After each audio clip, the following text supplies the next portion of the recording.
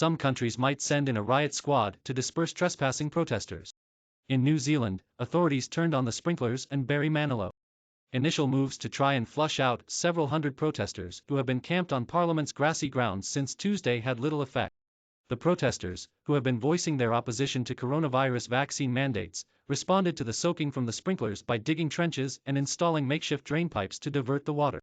When a downpour hit Saturday, their numbers only grew. Protesters brought in bales of straw, which they scattered on the increasingly sodden grounds at Parliament. Some shouted, others danced, and one group performed an indigenous Maori haka. By evening, Parliament Speaker Trevor Mallard had come up with a new plan to make the protesters uncomfortable, using a sound system to blast out vaccine messages, decades-old Barry Manilow songs, and the 1990s earworm hit Macarena on a repeat loop. Protesters responded by playing their own tunes, including Twisted Sisters, "We're Not Gonna Take It." The protest began when a convoy of trucks and cars drove to Parliament from around the nation, inspired by protests in Canada. At first there were more than 1,000 protesters, but that number dwindled as the week wore on before growing again on Saturday. Police have been taking a more hands-off approach since Thursday, when they arrested 122 people and charged many of them with trespassing or obstruction. Police, who have been wearing protective vests but haven't been using riot gear or carrying guns, had tried to slowly advance on the protesters. But that resulted in a number of physical confrontations.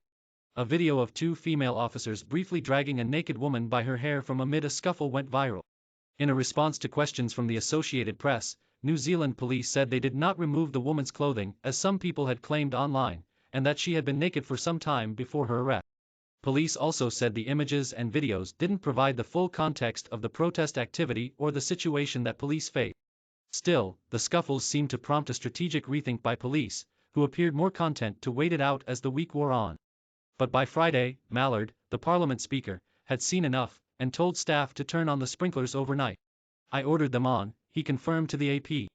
"No one who is here legally, and if they're getting wet from below as well as above, they're likely to be a little bit less comfortable and more likely to go home," Mallard said, according to news organization Stuff. "Some people have suggested we add the vaccine in the water, but I don't think it works that way," he joked. Mallard told media he was responsible for the sound system loop as well.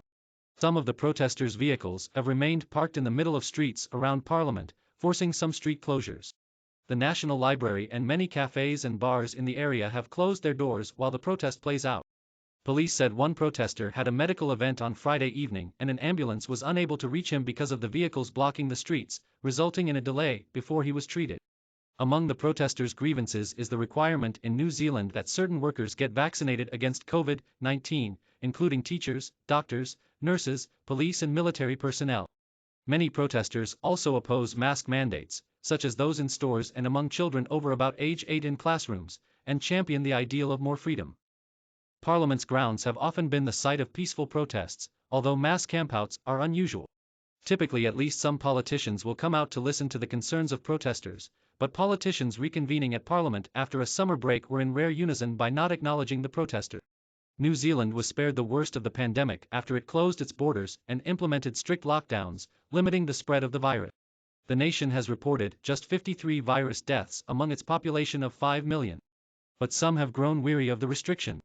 Prime Minister Jacinda Ardern last week said the country would end its quarantine requirements for incoming travelers in stages as it reopened its borders.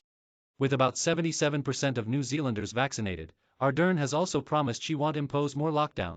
An outbreak of the Omicron variant has been growing, with New Zealand reporting a record 454 new community cases Saturday. But none of the 27 people hospitalized from the outbreak needed to be in intensive care beds.